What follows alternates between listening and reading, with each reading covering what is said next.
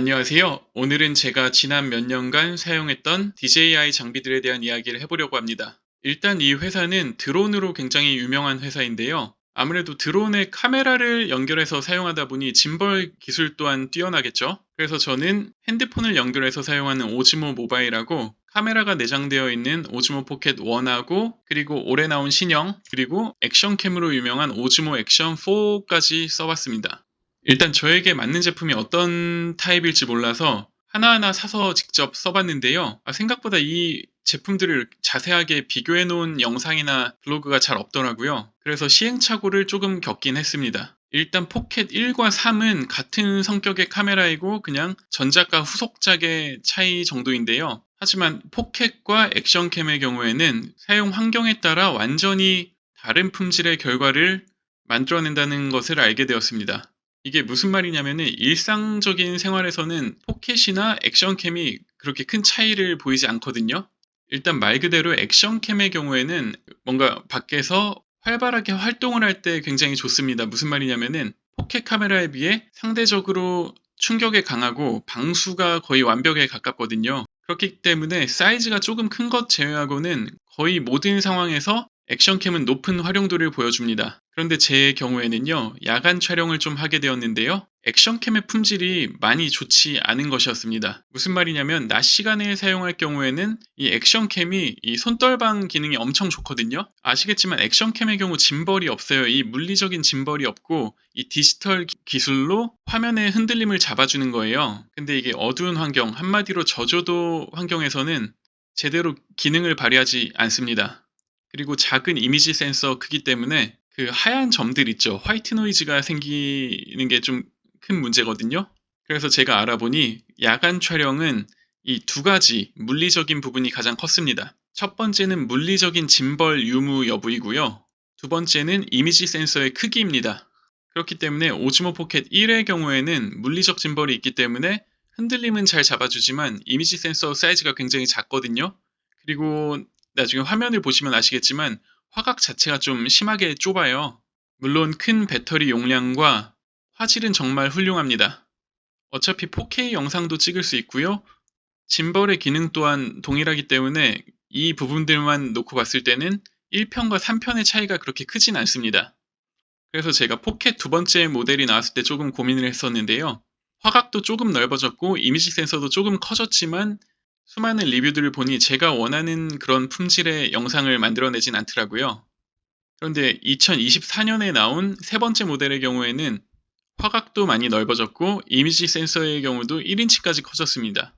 그리고 제가 선호하는 부분은 아니지만 이 가로로 넓게 가로로 돌아가고 사이즈가 많이 커진 화면, 이게 바로 큰 차이라고 할 수 있겠네요.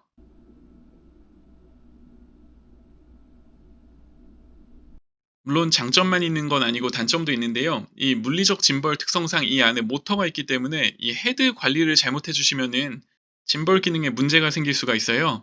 그리고 아무래도 회전축이 여러 개 있다 보니까 방수에 취약하겠죠? 그리고 바닥에 떨어뜨렸을 경우 헤드가 먼저 떨어지게 되면 아마 짐벌이 고장날 가능성이 높아 보이고요. 그래서 사이즈는 작은데 편하게 주머니에 막 넣고 다니고 이러기가 쉽지 않습니다. 그런데 확실히 이 세 번째 모델의 경우에는 야간 촬영을 하면은 품질이 많이 좋게 나옵니다. 한번 참고 영상을 몇 개 올려 보여드릴게요.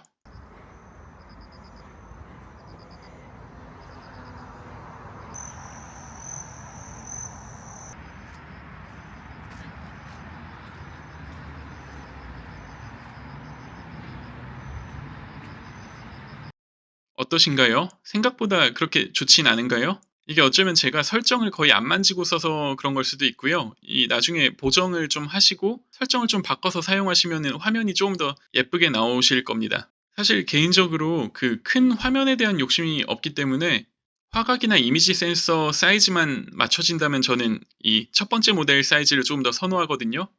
제가 남자의 손도 어느 정도 큰 편인데 아무래도 세 번째 모델 같은 경우에는 약간 공간이 남는 편이고요. 이렇게 손으로 잡으면요. 그리고 원은 손에 촥 감깁니다. 그게 훨씬 사용하기 편하거든요.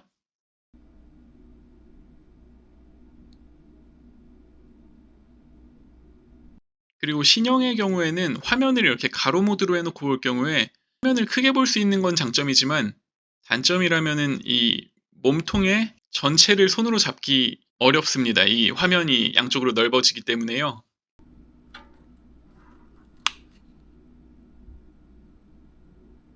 그래서 촬영을 하다 보면 뭔가 알 수 없는 불안함 때문에 항상 카메라 몸통에 연결된 케이블을 손가락에 잘 연결시켜 놓고 다닙니다.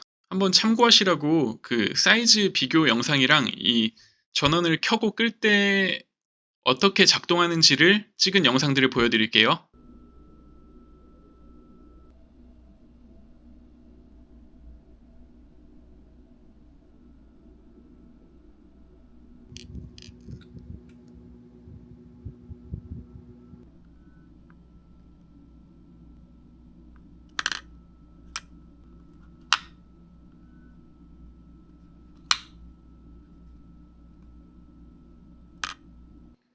그리고 이 세 가지 카메라의 화각하고 마이크 성능 한번 비교해 보시라고 영상 보여드릴게요.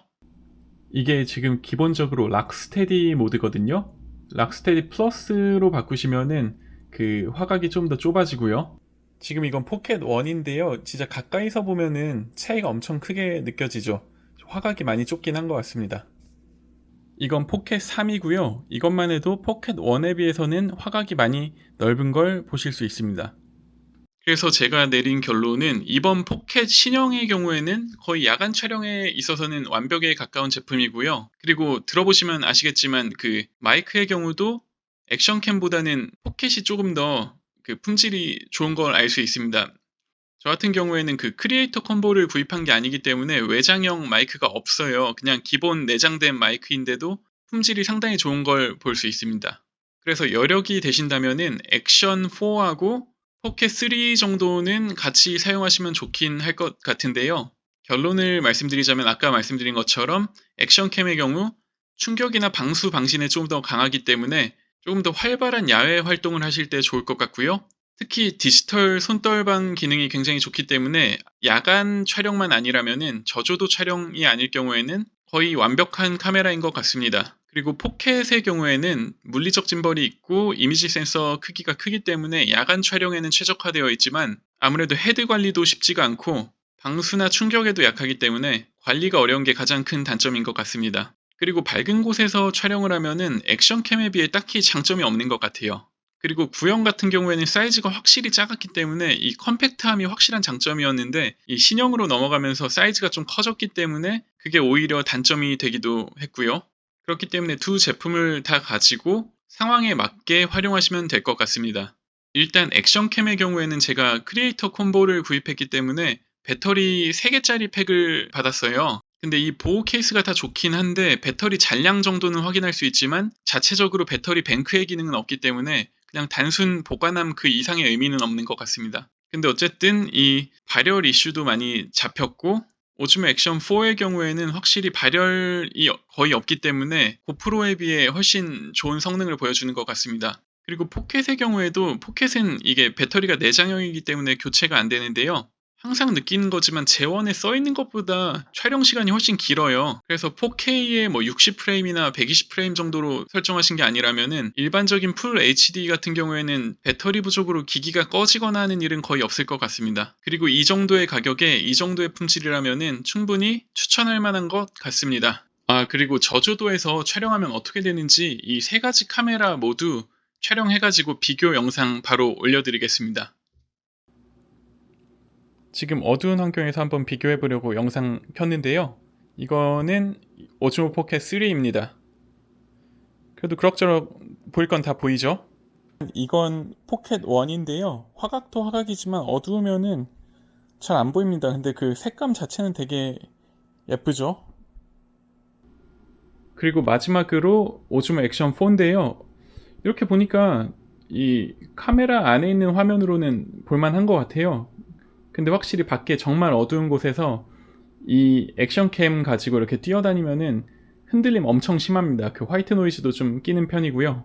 일단 참고하시면 좋을 것 같습니다. 그럼 시청해주셔서 감사합니다.